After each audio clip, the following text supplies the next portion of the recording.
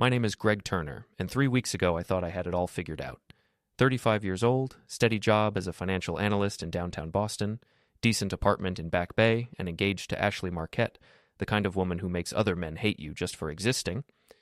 She planned luxury weddings for Boston's elite, had 40,000 Instagram followers, and somehow convinced herself that marrying a guy who analyzed municipal bonds was her ticket to authentic happiness. I should have known something was wrong when she started talking about Italy. "Gregory, darling," she said over dinner at Mistral, using that voice she reserved for particularly difficult clients. "I've been thinking about my bachelorette party." I stabbed my salmon. Ashley only called me Gregory when she wanted something expensive or ridiculous. Sometimes both. "Let me guess. Napa Valley? Miami Beach? Please tell me you're not flying to Vegas with Sloan and the others." Sloan Mitchell was Ashley's maid of honor and professional gossip, the kind of woman who treated other people's drama like a Netflix subscription. She had the emotional depth of a puddle and the loyalty of a campaign promise. "Actually," Ashley twirled her wine glass, "I was thinking something more meaningful, more authentic." Here it comes, I thought. The setup. Ashley never used words like meaningful unless she was about to spend my money on something that would make her look good on social media. Luca has invited me to stay at his family's villa in Tuscany, 2 weeks, just to reconnect with my artistic side before I settle down into married life. I set down my fork carefully. Very carefully. Luca Bellanti, Ashley's ex-boyfriend from culinary school.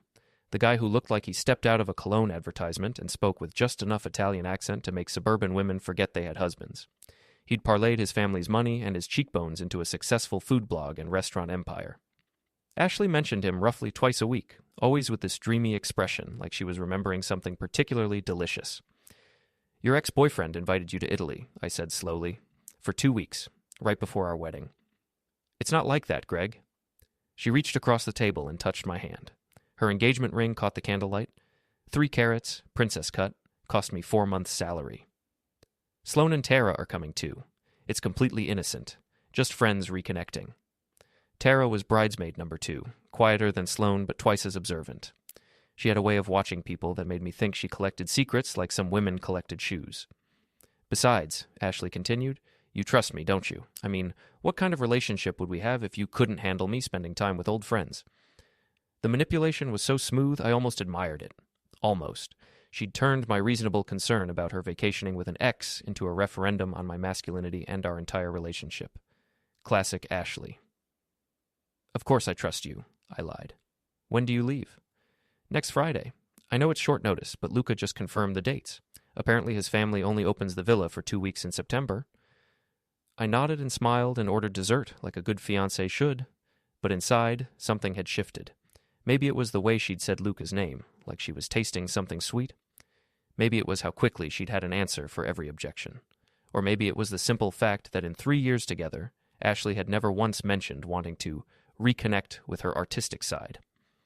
After dinner, we walked back to my apartment in comfortable silence. Ashley scrolled through her phone, probably updating her Instagram story about our romantic evening. I watched her face in the glow of the screen and realized I was looking at a stranger. "I need to use your bathroom," she said once we got inside. "Then I should probably head home, early morning tomorrow." While she was gone, I noticed her purse sitting open on my kitchen counter. I'm not proud of what I did next, but I'm not ashamed of it either. Sometimes you need to trust your instincts, even when they're telling you things you don't want to hear. The receipt was folded small and tucked into a side pocket. Cartier, $5,000, for a men's ring, purchased 3 days ago. I stared at that piece of paper for a long time. Ashley emerged from the bathroom, kissed me goodnight, and left me standing in my kitchen holding proof that my fiancé was buying expensive jewelry for someone who wasn't me. I poured myself 3 fingers of bourbon and sat down at my laptop. Ashley's Instagram was a carefully curated gallery of our life together, romantic dinners, weekend trips, engagement photos that made us look like we belonged in a magazine. But if you knew what to look for, if you scrolled back far enough, you could see the cracks. There was Luca, appearing in photos from 6 months ago, a chance encounter at a restaurant opening, then again at a food festival, then at a charity gala where Ashley was working. Always in the background, always with that $1,000,000 smile, always looking at Ashley like she was the most fascinating woman in the room. I closed the laptop and finished my bourbon. Tomorrow I would go to work and pretend everything was normal. I would smile when people asked about the wedding. I would nod when they told me how lucky I was. But tonight, sitting in my apartment with that receipt burning a hole in my conscience, I started planning what would become the most satisfying 2 weeks of my life. Ashley wanted to go to Italy with her ex-boyfriend? Fine. She wanted to reconnect with her artistic side on my dime while I planned our wedding alone? Perfect. She had no idea what she'd just set in motion. Logan Airport at 6 in the morning is a special kind of purgatory. Fluorescent lights, overpriced coffee, and the constant background hum of people going places they'd rather not go. I stood near the Delta check-in counter, watching Ashley navigate through security with her oversized luggage and her 2 accomplices. Before we dive deeper into this story, I have one small request. Please subscribe, drop a like, comment, and hit that hype button to boost this channel so more people can discover these incredible Reddit stories. Sloane was easy to spot. Blonde highlights, yoga pants that cost more than most people's rent, and the kind of designer handbag that screamed, "My daddy has money." She was already taking selfies, probably captioning them something like, "Italy bound with my girls." Tara looked less enthusiastic. She kept glancing around like she expected someone to stop them, which made me think she knew more about this trip than she was comfortable with. "Have an absolutely safe flight," I called out, loud enough for other passengers to hear. Ashley turned and waved, all smiles and innocence. She had no idea that by the time she landed in Rome, her perfect little world would start crumbling. I waited until their plane was in the air before making my first call. "Manny's Investigations. We find what you're looking for." Manuel Rodriguez ran a small private investigation firm out of an office above a sandwich shop in Southie. Ex-Boston PD, 20 years on the force before a knee injury forced him into early retirement. He had the kind of connections that made certain types of information surprisingly easy to obtain. "I need someone followed," I said. "American tourists in Italy, 3 women, 2 weeks, probably staying at a villa in Tuscany. Cheating wife? Something like that. My rate is $500 a day plus expenses. You want photos, video, detailed reports? All of it. Everything they do, everyone they see, every place they go. I want a timeline that would hold up in court." "Court?" Manny's voice sharpened. "We talking divorce here?" "We're talking justice." I gave him Ashley's details, flight information, and everything I knew about Luca's family villa. Manny promised to have someone on the ground in Florence by evening.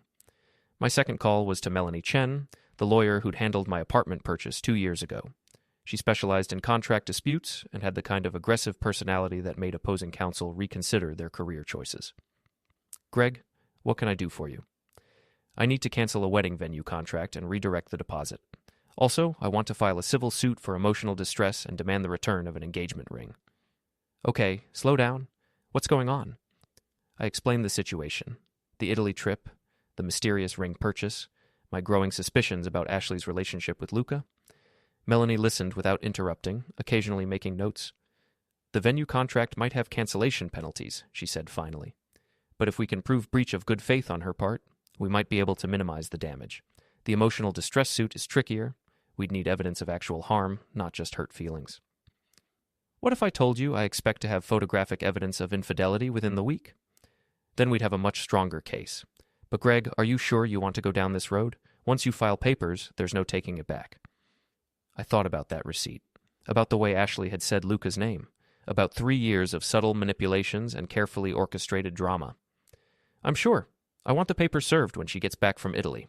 At the airport, in front of everyone. That's aggressive. That's the point." The rest of my morning was spent making calls. I canceled the florist, the photographer, the band. Each conversation was the same.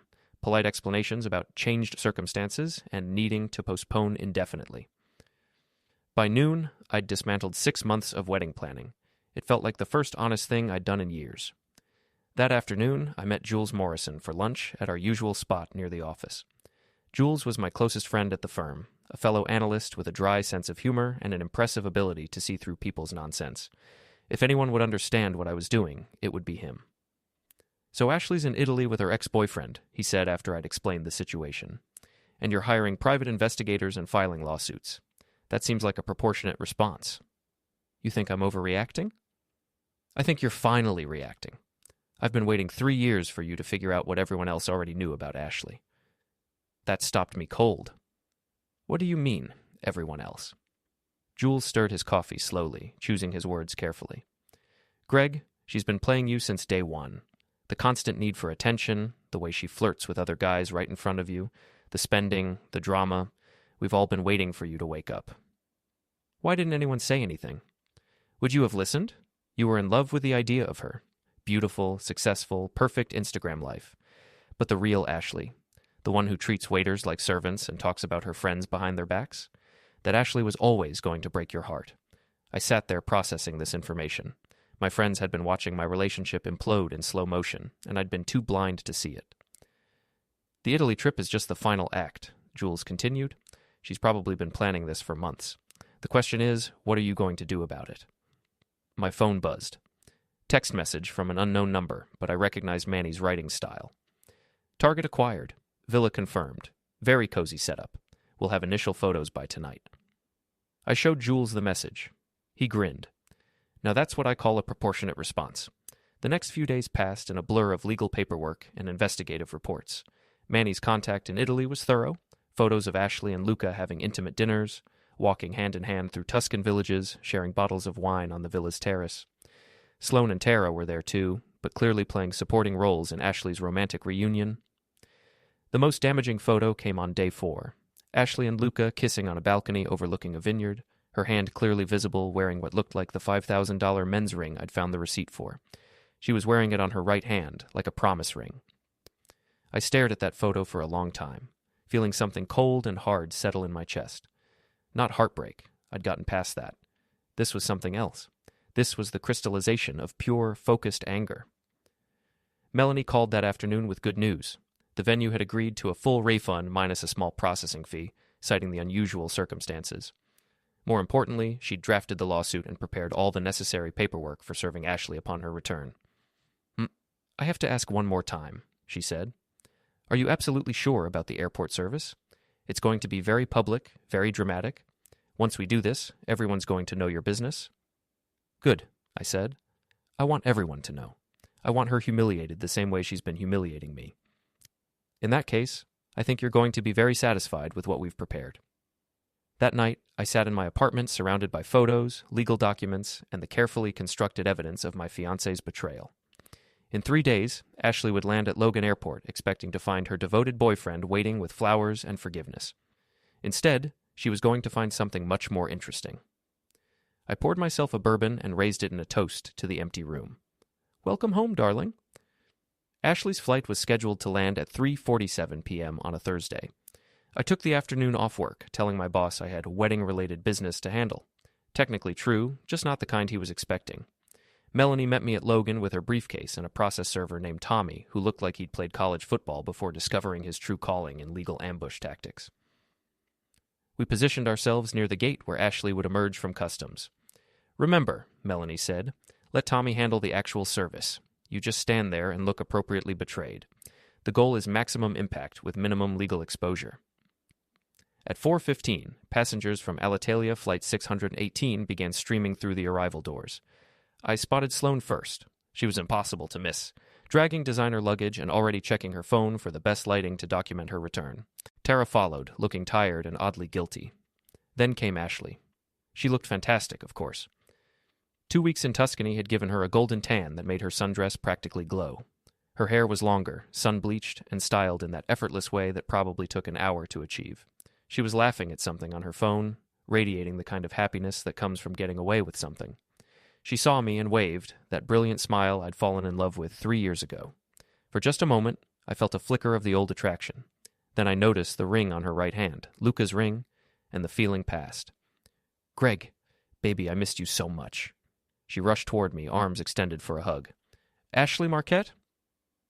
Tommy stepped smoothly between us, legal papers in hand. "You're being served with a civil complaint for breach of promise and emotional distress, along with a demand for return of property." The change in Ashley's expression was remarkable. Confusion, then shock, then a flash of pure rage before she managed to compose herself. We were in public, surrounded by travelers and airport security. She had to play this carefully. "I don't understand," she said, loud enough for nearby passengers to hear. "Greg, what's going on? Is this some kind of joke?" I pulled out my phone and opened the photo gallery Manny had sent me. The images were crystal clear, Ashley and Luca in various stages of intimacy across the Tuscan countryside. "How was the villa?" I asked conversationally. "Luca's family has excellent taste in real estate." Ashley's face went white. Behind her, Sloane was frantically trying to disappear into the crowd while Tara stood frozen like a deer in headlights. "Those photos they're not what they look like," Ashley stammered. "Really? Because they look like my fiancée having a romantic vacation with her ex-boyfriend while I planned our wedding. But hey, maybe I'm misreading the situation." A small crowd was beginning to form. Nothing draws attention like drama in an airport, and this was shaping up to be premium entertainment. Tommy handed Ashley the legal papers with professional courtesy. "Ma'am, you have 30 days to respond to the complaint. The property demand is for 1 engagement ring, 3 carats, princess cut, purchased from Cartier on March 15th of this year." "I'm not giving you back the ring," Ashley said, her voice rising. "You gave it to me. It's mine." "Actually," I said, "engagement rings are conditional gifts under Massachusetts law. The condition was marriage. Since you've been busy breaking that condition in Italian vineyards, the ring reverts to me." More people were stopping to watch now. Someone had their phone out, probably recording. Ashley noticed and tried to regain control of the narrative. "This is harassment," she announced to the growing audience. "My ex-fiancé is stalking me because he can't handle that I went on vacation with friends." "Friends," I repeated. "Is that what we're calling Luca now?" I held up my phone, showing the photo of Ashley and Luca kissing on the balcony. The crowd murmured appreciatively. Nothing like visual evidence to clarify a situation. "And speaking of friends," I continued, turning to address Sloane and Tara directly, "I'm curious how much you two knew about Ashley's real reason for this trip." Sloane looked like she wanted to crawl into her designer luggage and disappear. Tara, however, stepped forward with an expression I'd never seen before, guilt mixed with something that looked like relief. "We all knew," she said quietly. "Ashley's been planning this for months.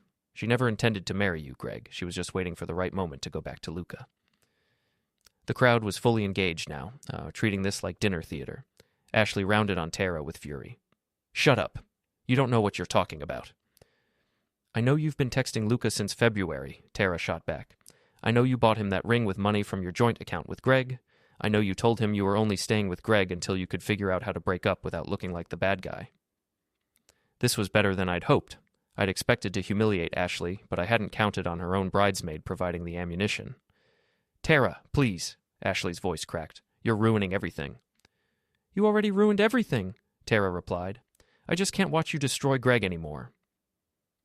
Airport security was approaching now, drawn by the crowd and the rising voices.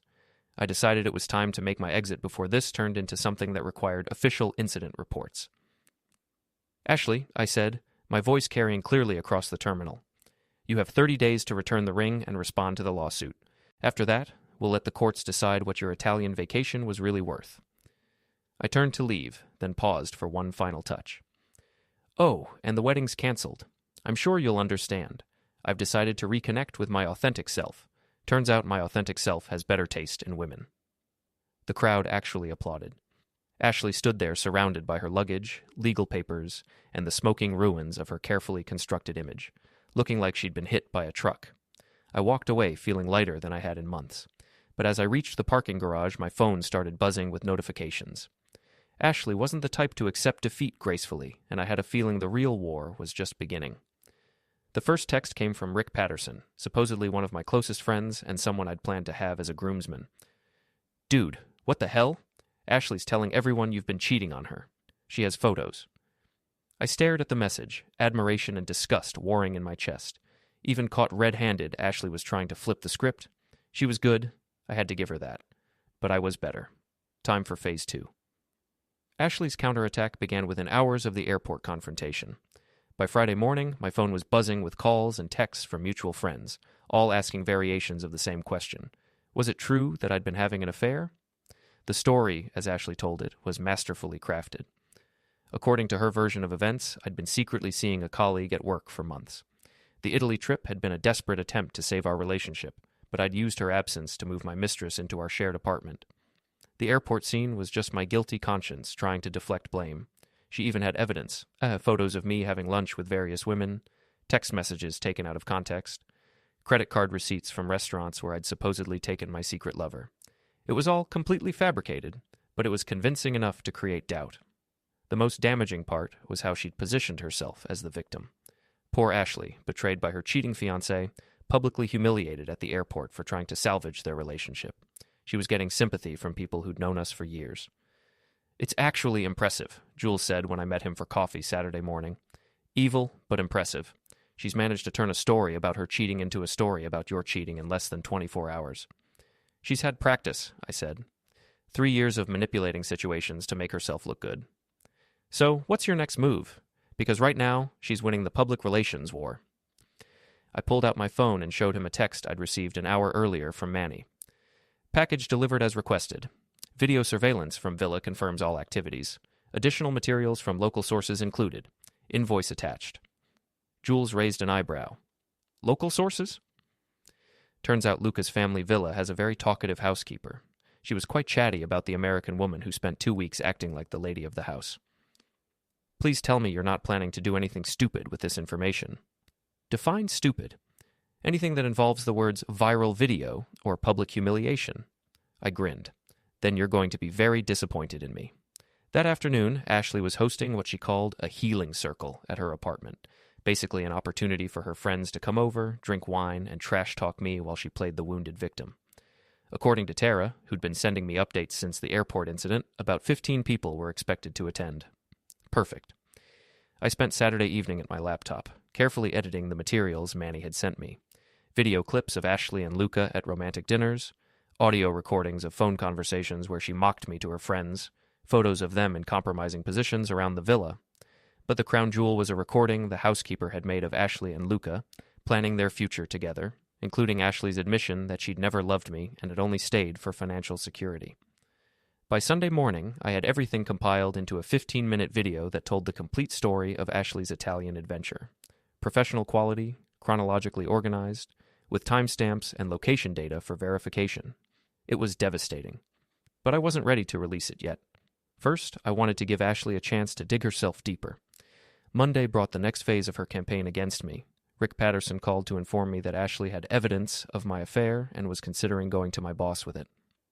She has photos of you with some brunette at that place downtown, Rick said. Multiple dates, looks pretty intimate. She's really broken up about it, man. Maybe you should just apologize and try to work things out. I almost laughed. The brunette was my cousin Sarah, who'd been in town for job interviews. The intimate photos were us hugging goodbye after family dinners, but Ashley had cropped them cleverly, making innocent family interactions look like romantic encounters. Tell Ashley she should definitely take those photos to my boss, I said. I'm sure he'd be very interested in seeing them.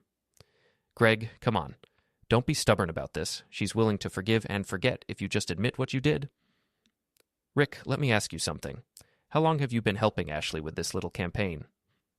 Silence on the other end. Because someone had to take those photos, I continued.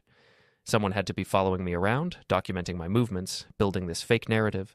Someone who knew my schedule and had access to my social media, someone I trusted. More silence. You're a real piece of work, Rick. How much is she paying you? The line went quiet. Another friendship revealed as a transaction. Tuesday morning, I got a call from my boss asking me to come in early for a meeting. Ashley had made good on her threat, apparently. I arrived at the office to find him waiting with our HR director, looking appropriately serious about whatever evidence they'd been shown. Greg, we need to discuss some allegations that have been brought to our attention, my boss began. I set my laptop on the conference table and opened it. Before we start, I said, I'd like to show you something that might provide some context for whatever you've been told.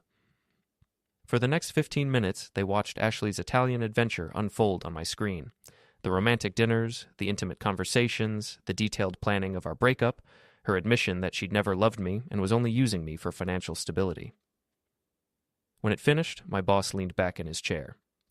Well, he said finally, that certainly puts a different spin on things. The HR director was shaking her head. The photos she brought us, they're of you with a family member, aren't they? My cousin Sarah. She was in town looking for jobs. Ashley cropped the photos to make family dinners look like romantic dates. This is... My boss struggled for words. This is a level of manipulation I've never seen before.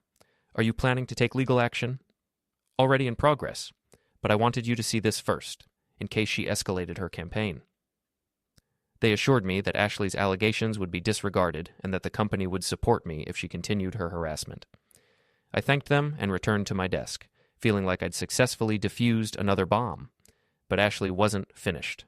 She was just getting started. Wednesday evening, I discovered she'd created a Facebook group called Support Ashley, Domestic Abuse Survivor, where she was sharing her story of emotional manipulation and psychological abuse at my hands. She'd invited dozens of mutual friends and was posting daily updates about her healing journey. The posts were masterpieces of victim manipulation, carefully worded to imply terrible things without making specific accusations that could be proven false. Photos of herself looking sad and vulnerable, inspirational quotes about surviving toxic relationships, screenshots of threatening text messages that were obviously fabricated. She was building a narrative where I was a controlling, abusive partner, and she was a brave survivor speaking her truth. People who'd known us for years were buying it completely. That's when I decided it was time to release the video. I created a simple website with the domain name ashleytruth.com. No commentary, no editorial content, just the 15-minute video and a timeline of events with supporting documentation. Then I sent the link to everyone in Ashley's Facebook group. The response was immediate and brutal. Within hours, the support group had dissolved as people realized they'd been manipulated. Ashley's Instagram comments turned from supportive to savage as her followers discovered the truth about her Italian vacation. But the real masterpiece came Thursday morning when local news picked up the story. Social media manipulation gone wrong ran as a segment on the morning show, featuring interviews with relationship experts discussing the dangers of online harassment campaigns. Ashley's carefully constructed victim narrative collapsed in real time. Friends who'd been supporting her began posting their own stories about her manipulative behavior. Former clients started sharing reviews about her unprofessional conduct. Even Luca got dragged into it when someone found his social media posts from Italy, bragging about stealing back his ex-girlfriend. By Thursday evening, Ashley Marquette had gone from sympathetic victim to cautionary tale. Her wedding planning business was in ruins, her social media presence was toxic, and her reputation in Boston's social circles was destroyed. But I wasn't done yet. The final act was scheduled for Friday night, at the charity gala where Ashley had planned to make her triumphant return to society. She'd bought tickets months ago, back when she thought she'd be attending as my wife. Instead, she was going to get one last surprise. The Boston Children's Hospital Charity Gala was the kind of event Ashley lived for. 500 of the city's most influential people gathered in the ballroom of the Four Seasons, all dressed to impress and eager to see and be seen. Ashley had circled this date on her calendar months ago, back when she thought she'd be attending as the radiant new Mrs. Gregory Turner. Instead, she was walking into the most elaborate trap I'd ever constructed. I'd bought a table for 8, ostensibly for my colleagues from the firm. But my real guests were more interesting. Tara, who'd agreed to help after watching Ashley's social media meltdown. Manny, my private investigator, who cleaned up surprisingly well in a tuxedo. Melanie, my lawyer, who never missed a chance to see her handiwork in action. And 3 reporters from local media outlets who'd been following the story all week. Ashley arrived fashionably late, wearing a stunning red dress that probably cost more than most people's monthly rent. She'd clearly spent the day at a spa, trying to repair the damage from a week of public humiliation. Her hair was perfect, her makeup flawless, her smile radiant as she worked the room like the professional she was. She was good at this, reading people, adapting her approach, finding exactly the right thing to say to make each person feel special. I watched her move through the crowd, rebuilding her social connections one conversation at a time. If I hadn't known better, I might have believed she was just another successful businesswoman having a difficult week, but I did know better. "She's impressive," Manny observed, watching Ashley charm a group of potential clients near the bar. "Most people would be hiding after the week she's had." "Ashley doesn't hide," I said. "She doubles down. Always has." "So what's the plan? Please tell me we're not just here to watch her network." I checked my phone. 8:47 p.m. Perfect timing. "Ladies and gentlemen," the evening's host announced from the podium, "we have a special presentation tonight from one of our longtime supporters, Gregory Turner." Ashley's head snapped toward the stage, confusion and alarm warring on her face. I hadn't been scheduled to speak. She had no idea what was coming. I walked to the podium, adjusting the microphone and looking out over the crowd of Boston's elite. Ashley stood near the back of the room, trapped by the crowd and social convention. She couldn't leave during a speech without drawing attention, but she couldn't stay without risking whatever I was about to say. "Thank you all for coming tonight," I began. "I want to talk to you about truth, consequences, and the importance of supporting organizations that help children recover from trauma." I clicked to the first slide of my presentation, a photo of Ashley and me from happier times, smiling at some long-forgotten social event. 3 weeks ago, I thought I knew what my life looked like. I was engaged to a successful wedding planner, planning our own celebration, looking forward to building a future together, but sometimes the people we trust most are the ones who hurt us deepest. Click. The next slide showed Ashley's Instagram post about her girls' trip to Italy. My fiancée told me she needed to reconnect with her artistic side before settling into married life. She was going to Italy with her girlfriends for some innocent fun and self-discovery. Click. Photos from the villa. Ashley and Luca having dinner, walking hand in hand, kissing on the balcony.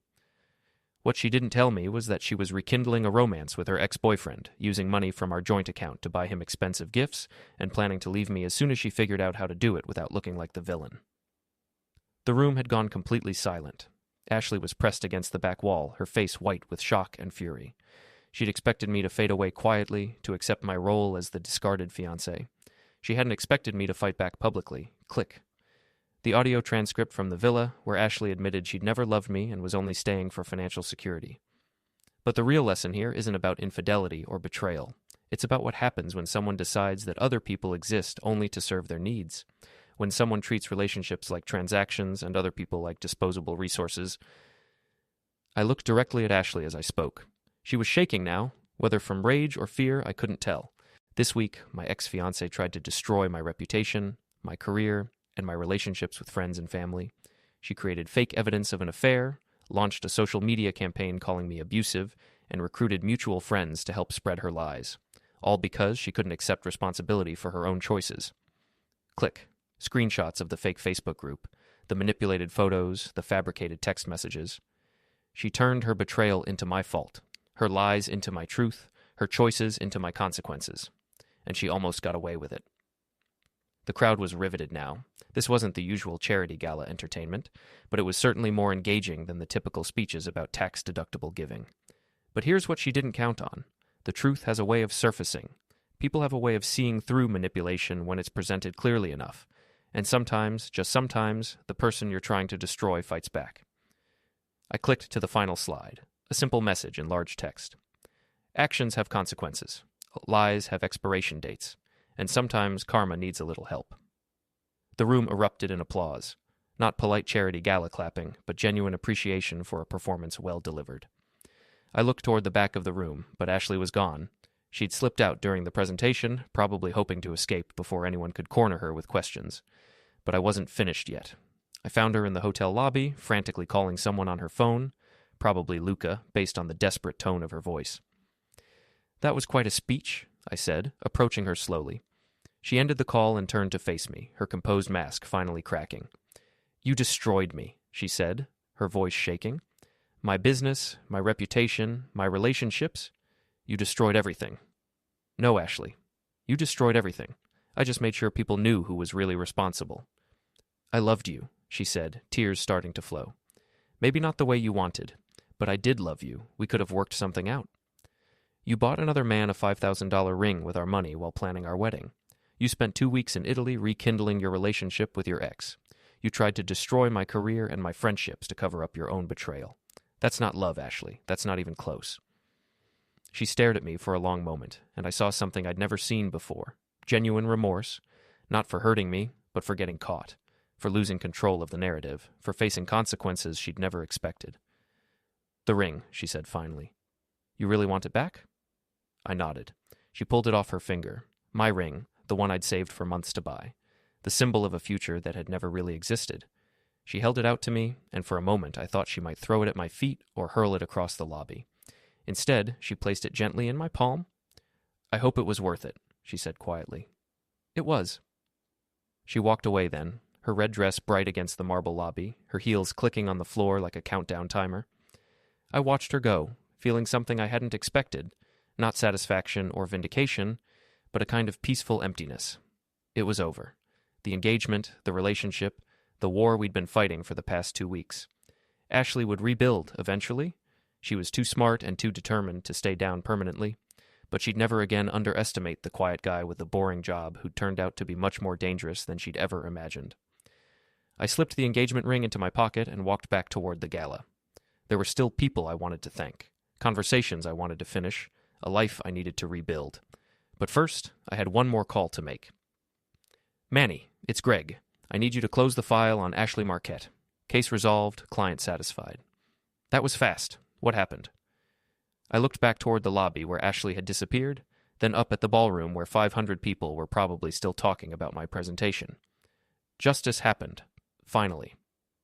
The story ends there, with me standing in that hotel lobby, holding the engagement ring that had started everything. No epilogue, no 6 months later, no neat resolution where everyone learns valuable lessons and moves on with their lives. Just me, finally free, finally vindicated, finally understanding that sometimes the best revenge isn't getting even. It's making sure the truth gets told, consequences get faced, and manipulative people learn that their actions have prices they might not be willing to pay. Ashley wanted to play games with people's lives and emotions. She wanted to treat relationships like transactions and other people like disposable resources. I showed her what happens when you pick the wrong person to play games with. Game over. I won.